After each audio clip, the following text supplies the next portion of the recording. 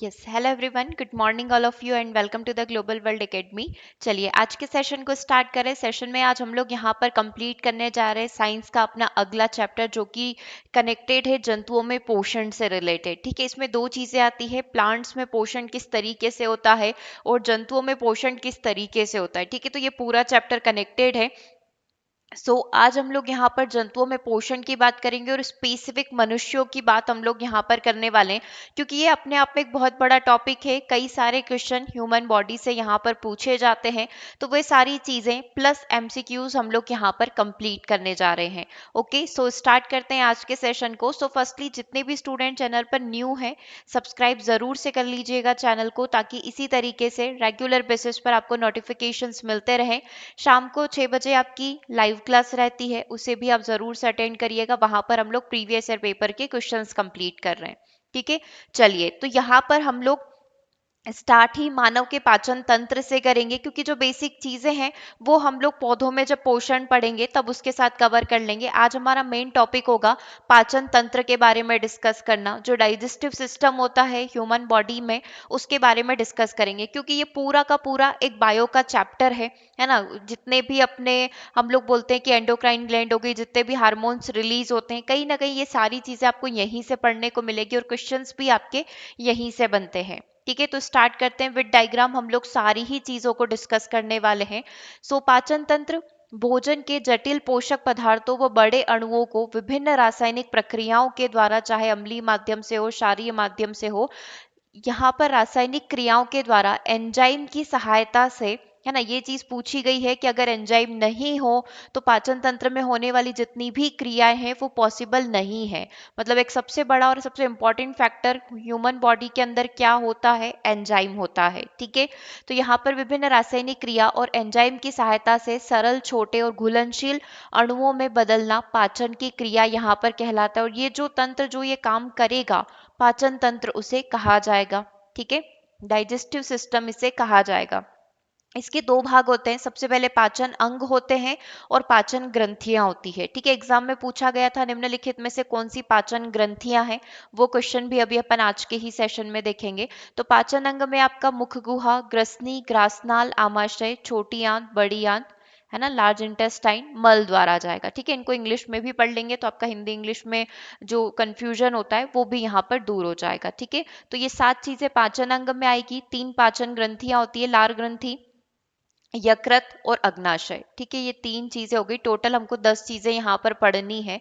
चलिए स्टार्ट करते हैं अपने पाचन तंत्र को, है ना। जितनी भी रासायनिक क्रिया यहाँ पर होती है उनका मेन कार्य क्या होता है, जो भी भोजन आपने लिया है उसको सरल, घुलनशील और छोटे अणुओं के अंदर विभाजित करना। ठीक है, पाचन की प्रोसेस क्या होती है, जटिल पोषक पदार्थ व बड़े अणुओं को विभिन्न रासायनिक क्रिया के द्वारा छोटे अणुओं में तोड़ना ही पाचन की प्रोसेस कहलाता है। कौन कौन से अंग होते हैं, आपने टोटल यहाँ पर 10 चीजें देख ली, पाचन अंग और 3 उसकी ग्रंथियां। पाचन तंत्र के अंतर्गत वे सभी अंग सम्मिलित किए जाते हैं जो भोजन को चबाने, निगलने और अवशोषित करने के अतिरिक्त, ये सारी चीजें तो करना ही है, उसके अतिरिक्त जो बिना पचा हुआ भोजन है, अधपचा और बिना पचा हुआ भोजन है, उसको शरीर से बाहर निकालने का कार्य करते हैं। इसके अंतर्गत आहार नाल या पाचन नली और पाचन की ये सहायक अंग होते हैं, जो अभी अपन ने 10 नाम यहाँ पर देखे हैं। ठीक है, तो शुरुआत कहाँ से करते हैं, मुख से हम लोग यहाँ पर करेंगे। ये आप डायग्राम भी साथ के साथ देखते जाइएगा। यहाँ से हम लोग शुरुआत करेंगे मुख, देन फैरिंक्स, ग्रसनी यहाँ पर आ जाएगा, ये ग्रसनी है। ठीक है, ये पूरी ग्रास नली हो जाएगी, जहां से मुख से भोजन जो है ग्रसनी से आमाशय तक पहुंचेगा, किसके थ्रू, ग्रास नली के थ्रू। अपना स्टमक आमाशय हो गया, इसका अपन पूरा डिटेल पढ़ेंगे, हर एक चीज का डिटेल पढ़ना है। फिर स्मॉल इंटेस्टाइन अपनी यहाँ पर हो गई। ठीक है, स्मॉल इंटेस्टाइन, लार्ज इंटेस्टाइन हो गई, और फिर हमारा मल द्वार आ गया, रेक्टम। ठीक है, तो ये 7 चीजें अपन पढ़ेंगे। उसके बाद आएगी अपनी 3 ग्रंथियां, सलाइवा ग्लैंड, लीवर और पेनक्रियास। 3 ग्रंथियों के बारे में पढ़ेंगे। ये सारे ही अंग, जो सातों ही अंग मिलकर आहार नाल का निर्माण यहाँ पर करते हैं, जो मुख से शुरू होकर मल द्वार तक जाती है। 8 से 10 सेंटीमीटर ये लंबी होती है। इसे पोषण नाल, डाइजेस्टिव कैनाल भी यहाँ पर कहा जाता है। ठीक है, क्लियर है। चलिए, अब आहार नाल के तीन प्रमुख कार्य होते हैं, मतलब ये जो पूरा हम लोग सिस्टम पढ़ने वाले हैं, इसके तीन कार्य होते हैं। आहार को सरलीकृत कर पचाना, मतलब भोजन को छोटे अणुओं में तोड़कर पचाना। पचित आहार का अवशोषण करना, ठीक है, जो भी आहार यहाँ पर पचेगा, डाइजेस्ट होगा, उसका अवशोषण करके रक्त को देना और वो पूरे बॉडी में सर्कुलेट होगा। आहार को मुख से मलद्वार तक पहुंचाना, ये तीनों कार्य किसके होते हैं? आहार नाल या पोषण नाल के होते हैं। पाचन कार्य को करने के लिए आहार नाल में पाई जाने वाली ग्रंथियां या अन्यत्र उपस्थित ग्रंथियों के द्वारा अन्य पाचक रस उत्तरदायी होते हैं, है ना। ये जो पाचक रस यहाँ पर बनेंगे, है ना, जैसे हम लोग कई सारे पाचक रस के बारे में अभी देखेंगे, ठीक है। तो ये आहार नाल में पाए जाने वाले पाचक रस होते हैं जो भोजन को पाचित करने का कार्य करते हैं। ये पाचक रस विभिन्न रासायनिक क्रियाओं के द्वारा भोजन को सरलीकृत करके शरीर द्वारा ग्रहण किए जाने वाले रूप में परिवर्तित करते हैं। इसमें कई घटक होते हैं। भोजन जो आपने किया है उसमें कई सारी चीजें होती है, प्रोटीन, कार्बोहाइड्रेट, वसा, विटामिन, खनिज लवण, पानी, ये सारी चीजें भोजन में पाई जाती है। इन पोषक तत्वों को आहार नाल के विभिन्न घटक विशेष कोशिकाओं की मदद से अवशोषित करते हैं। मुख से ग्रसित भोजन अपनी लंबी यात्रा से विभिन्न पेशियों के संकुचन व विस्तार से यहाँ पर गुजरता है। विभिन्न स्तरों पर सवर्णी पेशियां भोजन, पाचित भोजन, रस तथा अवशिष्ट की गति को यहाँ पर कंट्रोल करती है, ठीक है। वो प्रोसेस कैसे होगी अपन वन बाय वन करके यहाँ पर डिस्कस करेंगे। तो सबसे पहली जो स्टार्टिंग होती है, माउथ, मुंह से स्टार्टिंग होती है। आहार नाल का अग्रभाग जो है मुख से ही प्रारंभ होता है। कहाँ पर खुलता है? मुख गुहा के अंदर आकर ये खुलता है, ठीक है। यह एक कटोरे नुमा संरचना यहाँ पर होती है, बोल शेप्ड की होती है। इसके ऊपर कठोर तथा नीचे कमोल तालु यहाँ पर पाए जाते हैं। तो सबसे पहले हम लोग देख रहे हैं कि शुरुआत कहाँ से होगी? मुंह से शुरुआत यहाँ पर होगी, क्योंकि भोजन जो हमने लिया है वहीं जैसे ही आप मुंह में भोजन लेते हैं उसका पाचन यहीं से स्टार्ट हो जाएगा, क्योंकि हमारे जो दांत है वो उसको छोटे छोटे भागों में तोड़ना स्टार्ट कर देंगे।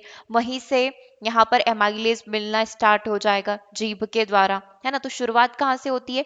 मुंह से ही शुरुआत होती है। कटोरे नुमा ये संरचना होती है। इसके ऊपर कठोर तथा नीचे कोमल तालु पाए जाते हैं, है ना। ये पहली चीज हो गई। अब आगे बढ़ते हैं, कहाँ पर? जीभ पर, टंग पर आते हैं। तो ये टंग का अपना स्ट्रक्चर है, ठीक है। यह मुख के अंदर दोनों जबड़ों के मध्य गुहा में ये स्थित होती है, ठीक है। टंग के बारे में हम बात कर रहे हैं, जीभ, जिह्वा के बारे में हम लोग बात कर रहे हैं। ये मांसपेशियों से बनी गुलाबी रंग की होती है। भोजन चबाते समय इसे उधर उधर करना भोजन निगलने में ये सहायता करती है। इसमें कुछ दानेदार सा उभार होता है जो स्वादंकुर टेस्ट बर्ड्स यहाँ पर कहलाते हैं। जैसे आप इस डायग्राम में देख पा रहे हैं, जो अग्र वाला टिप होता है वो टेस्ट करता है मीठा, है ना, यहाँ पर। फिर इसके आगे का ये वाला जो हिस्सा है यहाँ पर नमकीन टेस्ट आता है, ठीक है। फिर ये वाला खट्टा वाला हो गया, मतलब भोजन को आप लेंगे तो यहाँ पर आपको, अगर आपने कोई खट्टा फूड लिया है, फ्रूट लिया है, तो वो यहाँ पर आएगा, तब आपको फील होगा। यहाँ पर होता है कड़वा वाला, पार्श्व भाग है, ये अग्र वाला हो गया और ये पश्च वाला भाग यहाँ पर हो गया, ठीक है। ये अग्र पार्श्व और ये पश्च पार्श्व यहाँ पर हो गया, ठीक है, जिनके द्वारा मीठा, कड़वा, नमकीन, कसेला, है ना, आदि स्वाद का अनुभव होता है। भोजन को इधर उधर करते समय मुंह से निकली लार भी भोजन के साथ मिल जाती है, जिससे भोजन चिकना होकर सरलता से आगे सरकने में उसको सहायता मिलती है। क्योंकि आप देख रहे हैं कि इस भोजन को जो आपने ग्रहण किया है इसको काफी लंबी यात्रा करनी है। अभी भोजन यहाँ पर है, दांत उसको चबाएंगे, जिह्वा के द्वारा टेस्ट जाएगा, लार उसमें मिलेगी, भोजन चिकना हो जाएगा, उसको इस पूरी नली को पार करते हुए यहाँ तक आना है ना। मतलब काफी लंबी यात्रा करनी है, इसीलिए भोजन को यहाँ पर चिकना कर दिया जाता है। फिर आ जाते हैं मुख में ही टिथ, दांतों की बात हो रही है। 32 दांत यहाँ पर होते हैं। चार टाइप इसके यहाँ पर होते हैं, जिसमें पहला कृतंक, दूसरा रदनंक होता है, अग्र चवर्णक और चवर्णक यहाँ पर होते हैं, ठीक है। ये चार टाइप आपको यहाँ पर दिख रहे हैं। अभी पूरा देखेंगे, पहले अपन ये चार टाइप पढ़ लेते हैं, फिर पूरे स्ट्रक्चर पढ़ लेंगे। कृतंक ये सबसे आगे के दांत होते हैं, है ना, ये सबसे आगे के दांत होते हैं। ये कुतरने और काटने का कार्य करते हैं। ये 6 माह की उम्र में निकल जाते हैं, ठीक है। टोटल ये हम लोग बोल सकते हैं 8 होते हैं, चार चार करके ये 8 दांत होते हैं, ठीक है। दूसरा होता है रदनक, ये दांत भोजन को चीरने और फाड़ने का कार्य करते हैं। 16 से 20 माह की उम्र में ये निकलते हैं। प्रत्येक जबड़े में ये दो दो पाए जाते हैं। मांसाहारी पशुओं में ये ज्यादा विकसित होते हैं, ठीक है। जिनको जो मांसाहारी पशु होते हैं जो चीरने फाड़ने का कार्य करते हैं उसमें ये ज्यादा विकसित होते हैं। अग्र चवर्णक ये रहे अपने अग्रचवर्णक। ठीक है, ये भोजन को चबाने में सहायक होते हैं तथा प्रत्येक जबड़े में ये चार चार पाए जाते हैं। 10 से 11 वर्ष की उम्र में ये पूर्णतः विकसित आ जाते हैं। फिर आ जाते हैं अपने चवर्णक। ठीक है, मॉलर्स, ये दंत भी भोजन चबाने में ही सहायता करते हैं। प्रत्येक जबड़े में ये छह छह पाए जाते हैं। 12 से 15 माह की उम्र में ये निकलना स्टार्ट हो जाते हैं। तो इस तरीके से टोटल अपने ये दांत हो गए। आप यहाँ पर देख सकते हैं एक साइड का हिस्सा अपन को बताया गया इंटू आप 4 करके काउंट कर सकते हैं। देखो, सबसे पहले कृतंक हो गए, 2 कृतंक हो गए, फिर एक रत्नक हो गया, 2 अपने अग्र चवर्णक हो गए और ये 3 अपने चवर्णक हो गए। ठीक है, तो इस तरीके से 8 हो गए। सेम ऐसे ऊपर की साइड इस साइड और 2 अपने नीचे की साइड। ठीक है, क्लियर है ये वाली चीज, दांतों को लेकर क्लियर हैं आप सभी। देखो, अगर आप ऐसे नहीं तो आपको ह्यूमन बॉडी भी पढ़ोगे तब भी आपको ये सारी चीजें पढ़ना है ना। दांत आपको पढ़ने हैं, जिह्वा आपको पढ़नी है, आइस पढ़ना है, कान का पूरा स्ट्रक्चर पढ़ना है। ये चीजें तो बहुत ही कॉमन है। ठीक है, एक तो अपनी जीभ, इसके भी क्वेश्चन पूछ लिए जाते हैं। एक अभी जो अपन ने ये वाली चीज पढ़ी दांत वाली, मोस्ट जनरल साइंस भी पढ़ोगे तब भी ये चीज पढ़ना ही है। दांत, कान से रिलेटेड कई सारे क्वेश्चन पूछे जाते हैं और अभी आपने देखा ये 2023 के पेपर्स में कितने क्वेश्चंस थे। ठीक है, कान हो गया और आंखों के तो है ही सही, है ना, और कुछ नहीं तो वो आंखों का तो पूछेगा ही पूछेगा। कॉर्निया हो गया, किसी भी चीज से रिलेटेड वो कोई भी क्वेश्चन यहाँ पर पूछ सकता है। ठीक है, तो जीभा आपकी क्लियर हो गई, दांत अपने क्लियर हो गए। अब आगे बढ़ते हैं ग्रसनी की तरफ। ठीक है, अब भोजन को हमने अंदर लिया, है ना, हमने भोजन का सेवन किया, जीभ ने अपना कार्य कर लिया, दांतों ने अपना कार्य कर लिया। अब उसमें लार जो है ना, अच्छे से मिल गई, सलाइवा यहाँ पर अच्छे से घुल गई, भोजन चिकना हो गया, छोटे छोटे टुकड़ों में बट गया। मुख गुहा, जीवा व तालू के पिछले भाग में एक छोटी सी कुप्पी नुमा, है ना, एक फ्लास्क शेप्ड की एक संरचना होती है जो ये ग्रसनी से यहाँ पर जुड़ी हुई रहेगी। ठीक है, ग्रसनी से होकर भोजन आहार नलिका या ग्रासनाल तथा वायु जो है श्वासनाल के अंदर जाती है। अब यहाँ पर दो चीजें होती है और ये काफी इंपॉर्टेंट है ना। कैसे? ग्रसनी जो है, ये ग्रसनी आप यहाँ पर देख पा रहे हैं। ठीक है, इस ग्रसनी से होकर भोजन जो है आहार नलिका या ग्रासनाल के अंदर जाता है, ये ग्रासनाल है। ठीक है, और जो वायु है वो कहाँ पर जाएगी, ये आपको इधर इस साइड वाला हिस्सा दिख रहा होगा, श्वासनाल के अंदर जाती है। अब ये सिस्टम ही ऐसा होता है कि आप भोजन करोगे तो वो ग्रासनाल के अंदर ही जाएगा, और जो हमारी रिस्पायरेशन श्वसन वाली प्रोसेस हो रही होती है ना, सांस लेना छोड़ना, वो सब श्वासनाल के अंदर यहाँ पर कंप्लीट होता है। तो बॉडी में सेटअप ही कुछ ऐसा होता है कि भोजन आपका श्वासनाल के अंदर नहीं जाएगा यदि आप सामान्य तरीके से खा रहे हो और सामान्य तरीके से सारी प्रोसेस हो रही है। जैसे जल्दबाजी में खाते हैं तो हम लोग बोलते हैं ना खाना फंस गया है गले में, या बहुत सारी बार ऐसी सिचुएशन भी होती है, कुछ केसेस ऐसे भी होते हैं कि खाना क्या होता है श्वासनाल में जाकर फंस जाता है, तो सांस लेने में दिक्कत आती है और विद इन अ मिनट व्यक्ति वहां पर खत्म हो जाता है। ठीक है, ठीक है, ये चीज क्लियर है ना। ग्रसनी अपनी संरचना से ये सुनिश्चित करती है, मतलब इसकी संरचना, ग्रसनी की संरचना ही ऐसी होती है कि किसी भी सूरत में भोजन श्वासनाल में तथा वायु जो है भोजन नाल के अंदर प्रवेश नहीं करे, मतलब दोनों सिस्टम अलग अलग हो, है ना। इन दोनों नालों में मुख ग्रसनी के नीचे की तरफ होता है। ठीक है, अग्रभाग में श्वासनाल तथा पृष्ठ भाग में ग्रासनाल स्थित होती है। आगे की साइड अपना थोड़ा सा श्वासनाल रहेगी सांस लेने के लिए, थोड़ा सा पीछे की साइड पृष्ठ भाग में ग्रासनाल स्थित होती है। अब ये जो ग्रासनाल होती है, ये जो ग्रसनी होती है, इसके 3 भाग होते हैं। ठीक है, एक नासा ग्रसनी होती है, नासोफैरिंक्स जिसको हम लोग बोलते हैं, दूसरा मुख ग्रसनी होती है, और तीसरा होता है कंठ ग्रसनी, जिससे अपने साउंड निकलता है ना, आवाज निकल रही है। ठीक है, तो ये 3 भाग हो, एक नाक से कनेक्टेड हो गई, एक मुख से हो गई, और एक हमारे गले से जो आवाज निकलती है उससे यहाँ पर ये कनेक्टेड रहेगी। ठीक है, तो ग्रसनी के कितने भाग हो गए? 3 भाग हो गए। आगे बढ़ेंगे, है ना, ग्रसनी से आगे बढ़ेंगे, फेरिंग से आगे बढ़ेंगे, क्योंकि अब आप इस डायग्राम में देखेंगे, है ना, अब यहाँ पर भोजन जो है इस नलिका के थ्रू, है ना, बाहर आ चुका है, यहाँ तक नीचे आ चुका है। ठीक है, यहाँ तक आ गया। अब ये सबसे पहले किस में आएगा? आमाशय के अंदर आएगा। तो अब अपन पढ़ते हैं आमाशय को। ठीक है, मुख पढ़ लिया, फिर हमने जिह्वा पढ़ ली, दांत पढ़ लिया, ग्रसनी पढ़ ली, है ना। ग्रसनी में हमने 2 भाग देख लिए, वायु के लिए श्वासनाल और खाने के लिए ग्रासनली। ठीक है, अब थोड़ा सा नीचे आए हम लोग, ग्रासनाल से जो है आमाशय पर पहुंचे। आमाशय में क्या हुआ? देखो, आहार नाल का ग्रासनली से आगे का जो भाग होता है वो आमाशय यहाँ पर कहलाता है। यह एक पेशीय जे आकार की, मतलब बोल सकते हैं कि कुछ कुछ ये जे आकार की अपन को दिख रही है। ठीक है, ये जे आकार की संरचना है जो उदर गुहा के बाएं हिस्से तथा मध्य पट के बीच में स्थित होती है। ये एक प्रकार का लचीला अंग है जो 1 से 3 लीटर तक आहार को धारित करके रख सकता है। अब इसके भी 3 हिस्से होते हैं, इसके 3 पार्ट होते हैं। सबसे पहला कार्डियक या जठरागम भाग, ये जो यहाँ पर हिंदी में लिखे हुए, ये तो ऊपर से कनेक्टेड है। ठीक है, ये ऊपर से कनेक्टेड है, ये नीचे कनेक्टेड होगी। अब इसमें तीन भाग हो गए, जठरागम जिसको कार्डियक बोला जाता है, दूसरा फंडस जठर निर्गमी भाग है ना, ये वाला। ठीक है, और तीसरा अपना होता है फंडस। तीसरा वाला कौन सा हो गया, फंडस यहाँ पर हो गया। ठीक है, अब देखो सबसे पहला वाला कार्डियक यहाँ पर क्या होता है, ये सबसे ऊपरी वाला, यह बायां बड़ा भाग होता है जहां से ग्रसिका जो है आमाशय में प्रविष्ट होती है, ये वाला हिस्सा।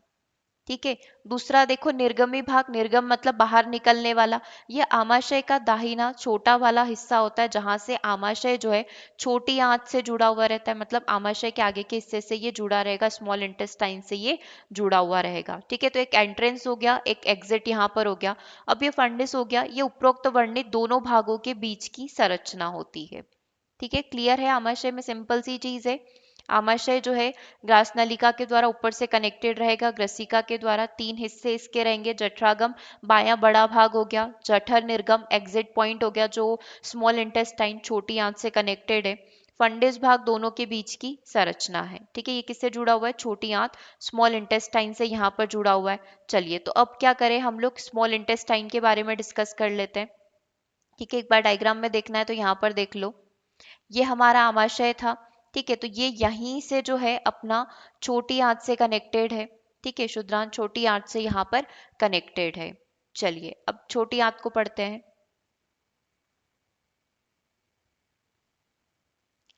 छोटी आंत पाचन तंत्र का एक महत्वपूर्ण अंग है जो आमाशय में जठर निर्गमी से शुरू होता है, अभी देखा ही था यहीं से कनेक्टेड है, के भाग से शुरू होकर बड़ी आंत पर पूर्ण होता है। मतलब ये जो छोटी आंत है कहाँ से शुरू होती है, आमाशय का जो एग्जिट पॉइंट है, एग्जिट पॉइंट कौन सा, जठर निर्गमी, है ना, यहाँ से शुरू होता है और कहाँ पर खत्म होती है, लार्ज इंटेस्टाइन बड़ी आंत पर जाकर खत्म हो जाती है। ठीक है, मानव में इसकी औसतन लंबाई 7 मीटर होती है, थोड़ी सी कम ज्यादा हो सकती है, तो एवरेज 7 मीटर हम लोग बोल रहे हैं। तथा आहार नाल के इस अंग के द्वारा ही भोजन का सर्वाधिक पाचन और अवशोषण किया जाता है। अपने आप में एक क्वेश्चन है, इसीलिए इसको हाईलाइट कर रखा है कि भोजन का पाचन और अवशोषण कहाँ पर होता है, मोस्टली छोटी आंत के अंदर होता है, और जितना भी बचे हुए चीज है फिर वो बड़ी आंत के अंदर होती है। ठीक है, तो अब इस छोटी आंत के तीन हिस्से हो गए। सबसे पहला होता है ग्रहणी। ग्रहणी क्या करती है, आमाशय से जुड़ा हुआ ये छोटी आंत का पहला हिस्सा, सबसे छोटा भाग इसको कहा जाता है, जो भोजन का रासायनिक पाचन एंजाइम में सबसे बड़ी भूमिका यहाँ पर निभाता है। भोजन का जो पाचन यहीं पर होता है, मेन कार्य तो यहीं पर स्टार्ट होगा, तो इसमें जो एंजाइम के द्वारा जो भोजन का पाचन किया जाता है उसमें ग्रहणी सबसे महत्वपूर्ण भूमिका निभाती है। अगला होता है अग्र शुद्रांत, अग्र मतलब आगे का भाग। ठीक है, यह छोटी आंत का मध्य वाला भाग होता है, यह ग्रहणी में पाचित आहार रस का अवशोषण करता है। ठीक है, जो भी भोजन यहाँ पर एंजाइम के द्वारा विघटित किया गया है उस आहार रस का यह अवशोषण करेगा।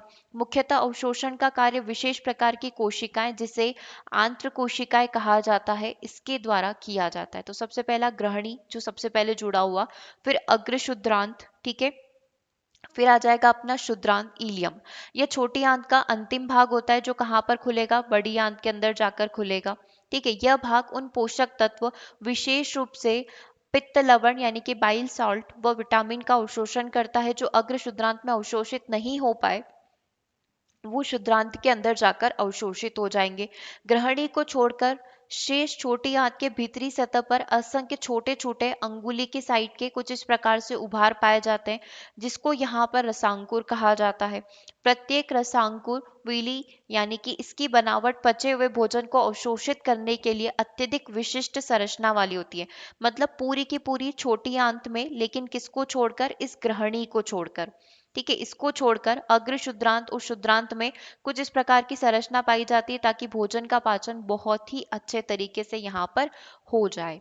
ठीक है, क्लियर है छोटी आंत। अब अपन चलते हैं बड़ी आंत की तरफ। देखो, शुद्रांत आगे जाकर बड़ी आंत से जुड़ता है। यहाँ पर कुछ विशेष प्रकार के जीवाणु बैक्टीरिया पाए जाते हैं। ये जीवाणु छोटी आंत से शेष बचे अपाचित भोजन को किण्वन के थ्रू, फर्मिनेशन के थ्रू सरलीकृत करके पाचन करने में मदद करते, क्योंकि हमारा शरीर ऐसा है कि वो किसी भी चीज को वेस्ट नहीं जाने देता है। जितना पॉसिबल हो सकता है वो अपना 100% देकर जो भी आपने भोजन ग्रहण किया है उसको पूरा निचोड़ देता है। मतलब उसका जितना भी पौष्टिक तत्व या जितने भी चीजें उसमें बची हुई थी जो हमारे शरीर को चाहिए, इवन पानी भी हमारे शरीर को चाहिए, तो वो उसको अवशोषित कर लेता है। ठीक है। तो छोटी आंत से जितना भी बचकर आया है छोटी आंत की साइड से, तो वो वेस्टेज हो गया। फिर बड़ी आंत के पास पहुंचता है, तो बड़ी आंत क्या करती है, मुख्य कार्य जल व खनिज लवण जो छोटी आंत से निकल कर आए हैं, शुद्रांत से निकल कर आए हैं, उन सब का अवशोषित करके बचे हुए भोजन को मल द्वार के द्वारा उत्सर्जित कर देती है। ठीक है, ये कार्य हो गया अपना बड़ी आंत का। ठीक है, फिर इसमें मेन पार्ट आ जाता है मलाशय रेक्टम का। मलाशय आहार नाल का अंतिम भाग होता है, 20 मीटर, 20 से हम लोग बोल सकते हैं इतना ये लंबा होता है, अप्रोक्स इतना लंबा होता है। मलाशय के अंतिम 3 सेंटीमीटर वाले भाग को एनल कैनाल यहाँ पर कहा जाता है। गुदा नाल मल द्वार के रास्ते बाहर खुलता है। मल द्वार पर आकार जो है आहार नाल समाप्त हो जाती है, जो हमने मुंह से शुरुआत करी थी वो यहाँ पर आकर समाप्त हो जाएगी। अब गुदा नाल में दो संवर्णी बही और अंतर संवर्णी पाए जाते हैं, मतलब पूरा कुछ इस तरीके का उसका स्ट्रक्चर होता है, मल्टीपल लेयर्स इसके अंदर पाई जाती है। ठीक है, तो ये हो गया अपना रेक्टम। अब आ जाते हैं पाचन की बात। ये तो अभी अपन ने इंडिविजुअल एक एक पार्ट पढ़ लिया, छोटी आंत क्या कर रही है, बड़ी आंत क्या कर रही है, आमाशय क्या कर रहा है। ठीक है, अब कौन किसका पाचन करेगा ये भी अपने आप में बहुत बड़ी चीज है। तो भोजन में पाचन की क्रिया कई यांत्रिक व रासायनिक प्रक्रिया के द्वारा संपन्न होती है। आहार नाल के भीतर विभिन्न अंगों और ग्रंथियों से स्रावित एंजाइम भोजन के पौष्टिक तत्वों का जल अपघटन करके सरलीकृत कर देते हैं। ये एंजाइम सामान्यतः हाइड्रोलेसेज वर्ग के होते हैं। पाचन का कार्य करने वाले कुछ एंजाइम इस प्रकार है, जैसे कार्बोहाइड्रेट का पाचन कौन करता है, एमाइलेज, माल्टेज और सुक्रेज यहाँ पर करते हैं। अभी इनका पूरा अपन डिटेल भी देखेंगे। प्रोटीन का पाचन ट्रिप्सिन एंजाइम करता है, काइमोट्रिप्सिन और पेप्सिन करता है। वसा का पाचन लाइपेज और न्यूक्ली एजर्स जो होता है, न्यूक्लियोटाइटेट और न्यूक्लियो एजिस के द्वारा होता है। अब कैसे होता है वो अपन एक इक्वेशन है उसके थ्रू समझेंगे। पहले हम लोग इसके कुछ क्वेश्चंस कंप्लीट कर लेते हैं, फिर इसके बाद एक टेबल है उसमें सारी चीजें बता रखी है कि कौन किसका पाचन करता है, किस जगह पर होता है और इसका कार्य क्या होता है। ठीक है, तो पहले अभी तक जो पढ़ा है उसके क्वेश्चन जो एग्जाम में पूछे गए हैं वो हम लोग कंप्लीट कर लेते हैं।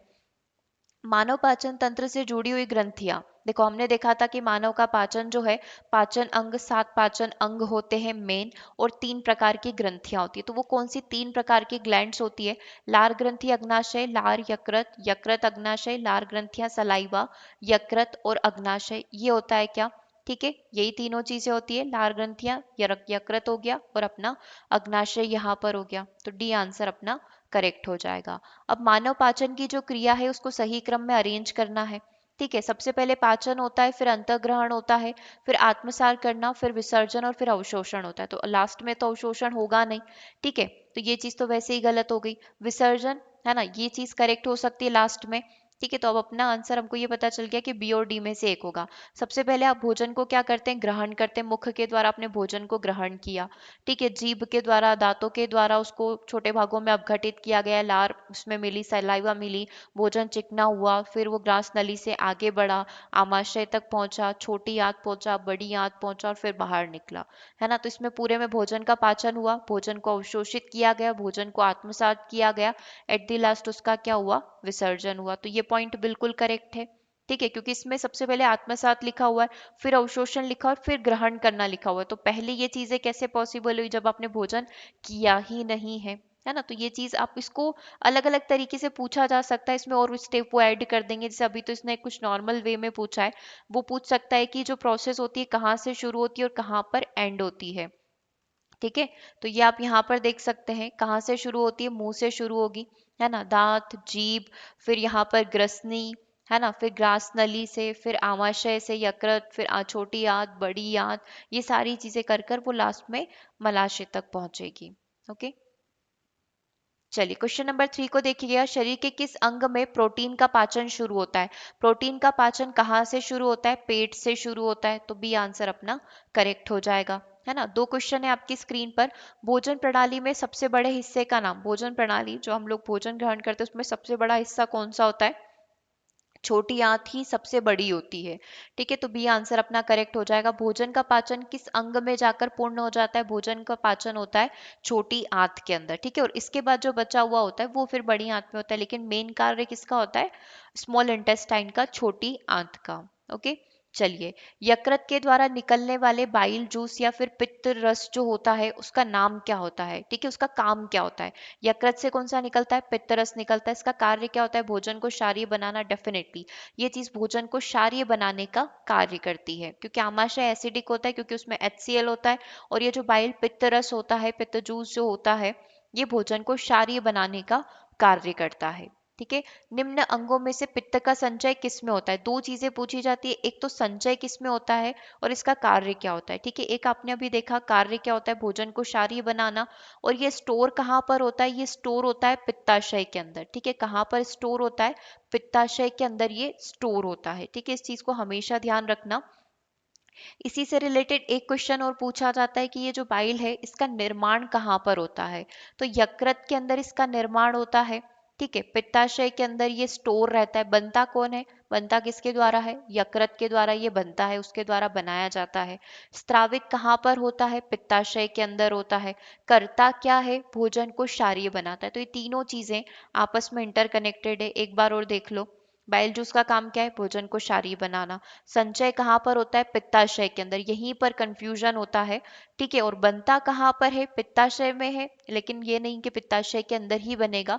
निर्माण होता है यकृत के अंदर, लीवर के अंदर ये बनता है। ठीक है, चलिए, पेप्सिन बदल देता है। ठीक है, स्टार्च को शक्कर में, प्रोटीन को पॉलीपेप्टाइड में, प्रोटीन को अमीनो में, वसा को वसा में।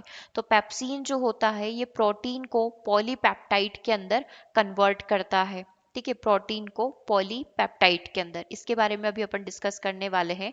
दो क्वेश्चन और देखो, पेट में भोजन को पचाने के लिए किसकी खास आवश्यकता रहती है? अगर मुझे भोजन अपना डाइजेस्ट करना है तो मुझे किसकी सबसे ज्यादा आवश्यकता है? एंजाइम की आवश्यकता। अगर ये नहीं है, भोजन का पाचन नहीं होगा।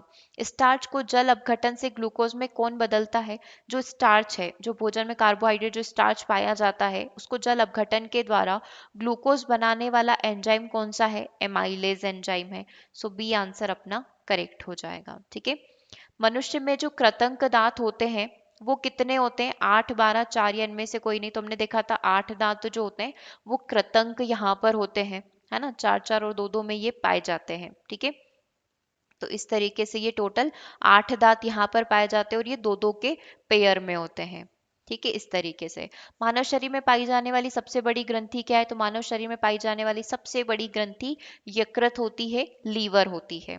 ठीक है, ये कुछ क्वेश्चंस हो गए। अब आपके साथ मुझे ये टेबल डिस्कस करना थी जिसमें हर एक चीज को लिखा हुआ है। टेबल काफी बड़ी है इसलिए आपको थोड़े वर्ड्स छोटे छोटे दिख रहे होंगे, बट कोई बात नहीं, आप साथ के साथ पढ़िएगा। पहले है पाचन रस से स्रावित करने वाला अंग या ग्रंथि। लार ग्रंथि, आमाशय, अग्नाशय, आंत्रिय रस और यकृत, 5 टाइप हम लोग पढ़ेंगे। इनसे किस किस प्रकार के हार्मोन स्त्रावित होते हैं, किस किस प्रकार के एंजाइम स्त्रावित होते हैं, ये हम लोग पढ़ेंगे। और ये करते क्या है उसके बारे में पढ़ेंगे।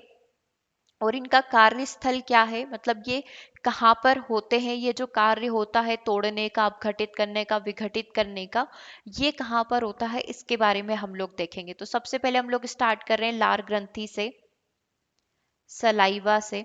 ठीक है, अब सलाइवा से इससे कौन से हार्मोन स्त्रावित, कौन से एंजाइम स्त्रावित होते हैं?